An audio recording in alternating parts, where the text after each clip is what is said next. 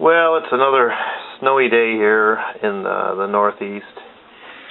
You can see out there it's not bad right now, but we've been getting lake effect squalls all morning, and there's not much I can do outside. I could get a fire going in the man cave over here, but I'm really not in the mood to do that. So, out of my boredom, I thought I would entertain everyone here with a look at some of my keepers that I've made out of Onondaga, a little more in depth.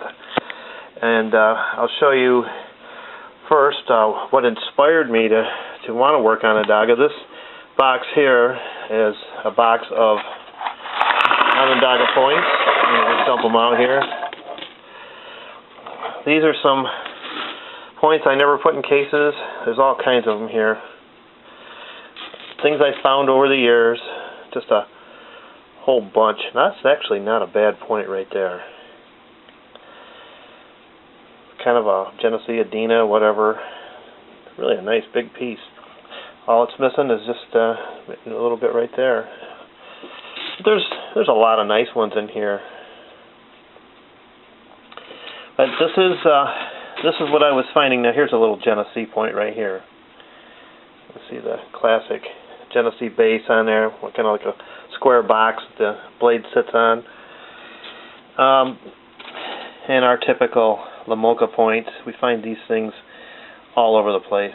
They are heavily used. Now here's a nice little drill. I can't believe I haven't put some of these in cases. That's all there. Tips there. And base. So finding these things is what made me want to really learn to knap Onondaga. Now here's a good one here. I don't know how well this is going to show up. This is some Flint Ridge. This is going to show up. It actually is quite translucent. You can get it in the sun. And I thought this was a dandy find because it's a bifurcated style Flint Ridge material, probably. Nice old piece. And I found it on a field where I find a lot of other strange points like this one here. I'm not sure if this is rhyolite, whatever it is. And this material here came from that field. It's kind of a translucent material. I don't even know what it is. Fabulous broken drill. I like this guy here. This one here is, call it a side notch Brewerton. It's been resharpened. It's got a heavily ground base on it, and that's real typical of our area to find these Brewertons. There's some tools in here, some flake knives. These are just, again, here's a pretty nice little Madison there. I could just go on and on with these. These Lamokas, as you see, there's a lot of them here, and that's what I find probably 9 times out of 10 is a Lamoka point when I'm out looking. So let's see here. This one here is cool. Perfect except for a little ding right there. This is a Paleoman, or perk, as we call them. This was a nice one to find. You see they have a button base, and typically the base is off-center from the tip. A little hard to tell on this one, but I have made these, and let's see. Here's one that I made showing the button base. And these were very, very thin. As you can see, this one's really thin. There was a cache of these found about 25, well, maybe I'd say about 20 miles from my house. And they were all broken. They called it a ceremonial kill, whatever. But in the New York State Archaeology book, you'll see these. And this one is really a nice one. So anyway, this is what my inspiration was, and you see this pile of points here, and I found a lot more than this that did make it into cases. For some reason, these didn't. Here's another thumb scraper.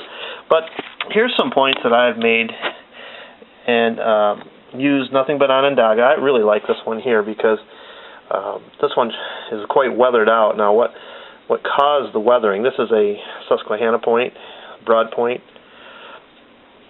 What caused the weathered look on this one was that I soaked this overnight in vinegar.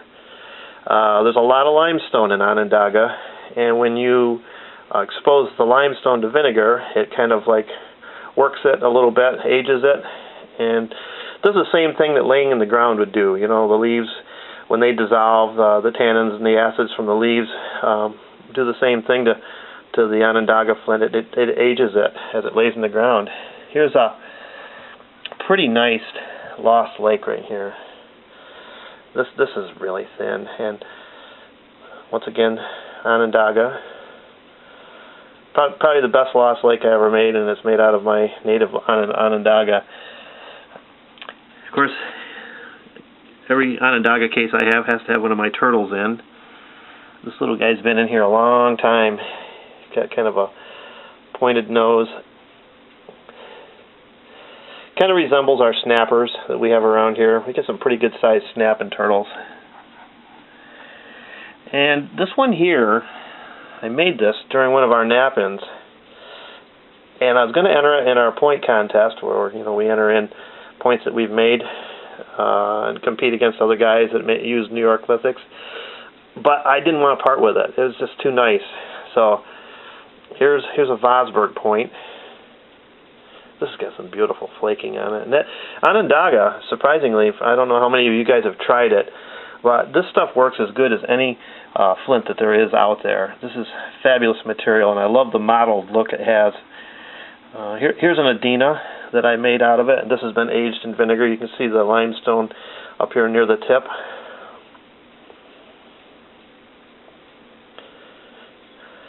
Once again, making the things I wish I could find. Real nice little T-drill here. Look at this guy.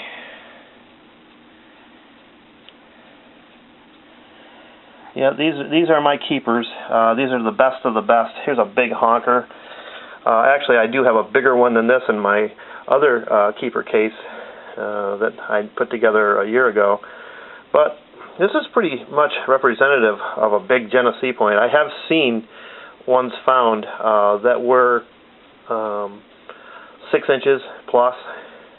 Of course, the way they plow now, there's no way something like that would survive in a field with the heavy plows and discs that we have. And this whole bottom row, before I get to that, let me show you my turkey tail here. Again, I aged that one in vinegar. You can see the limestone in the tip. This is a really nice turkey tail. I love making them. They just have such a cool look to them.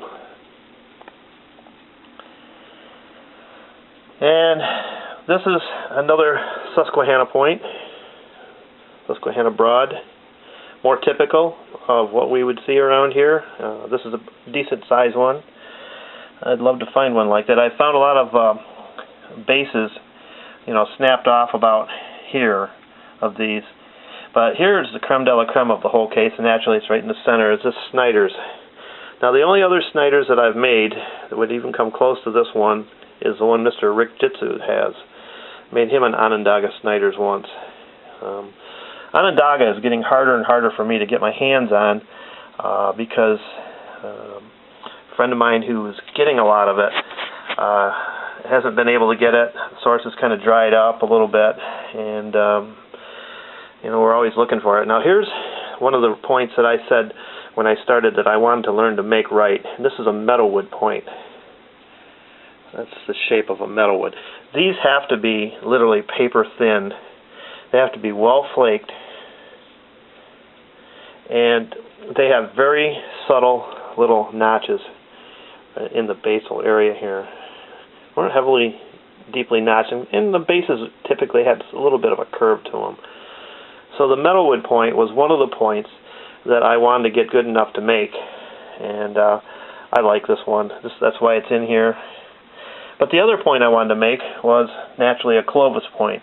Every flint napper at some point in time wants to learn to make a Clovis point. This is an Onondaga Clovis point. It's a dandy looking piece. Fluted both sides.